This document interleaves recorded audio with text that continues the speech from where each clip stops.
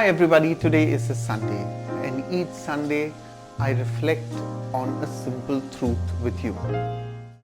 I was taught to save things for a rainy day, so all my life I did exactly that. There was a reason why this was drummed into my head, why this value was planted deep within us. We came from a middle class family and there were times when life was hard and even the last paisa had to be stretched till the end of the month. I was not the only one, for there was a whole generation like me that was taught to save every rupee, be reused and recycled much before it became the borrowed mantra of the Western world in their effort to save the planet, ironically after exploiting it. Sheer necessity forced us to recycle everything. Cycle tires became our playthings, milk bags became reusable containers, whiskey bottles were used to store drinking water, and leftover food found 10 creative ways to make a reappearance at dinner time. Inadvertently, I grew up in a culture of fear. What if we don't have enough for tomorrow? It is true that our generation grew up on the sacrifices of our parents, but with those sacrifices and struggles, we also inherited their fears. At the back of my mind, the panic of the possibility of those hard days looms over every minute decision I make. I'm worried to throw caution to the winds and gamble away good sense while inviting troubled times again. And so I pull back and tighten everything and every decision, from wallets to waistlines. My generation spent little on ourselves, always with the conviction that we did not need this luxury. Should a nice gift be presented to us, it would be kept for that rainy day or tucked in the furthest corner of old mother's cupboard.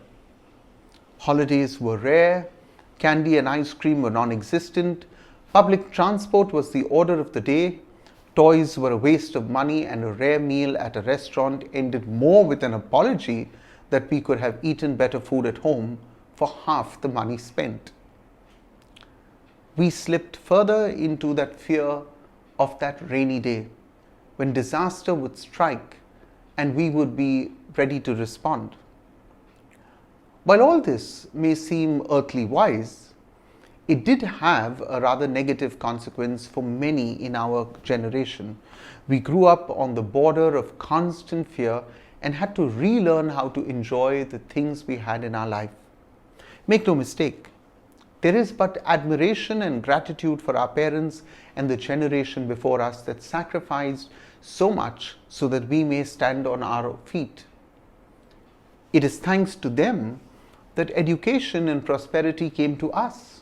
However, the time has come for us to shake off the guilt of enjoying the fruits of our generation by learning from the values of the past. We must learn to strike a balance.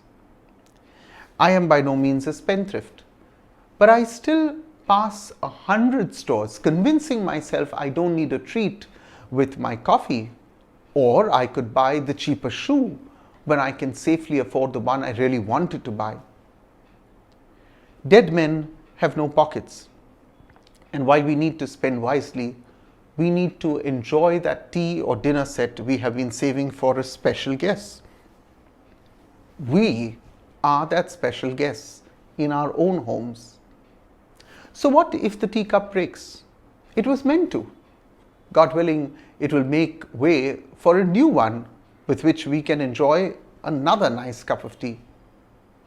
Wear that great sari in your closet this Tuesday to work for no other reason except that it is beautiful and it makes you happy. Stop waiting for that special day to spray the perfume you were gifted. Today is good enough to get a compliment. Stop living in fear of tomorrow, for tomorrow may never come. I hope you enjoy these simple truths, and if they touch your lives, you ought to share it with others.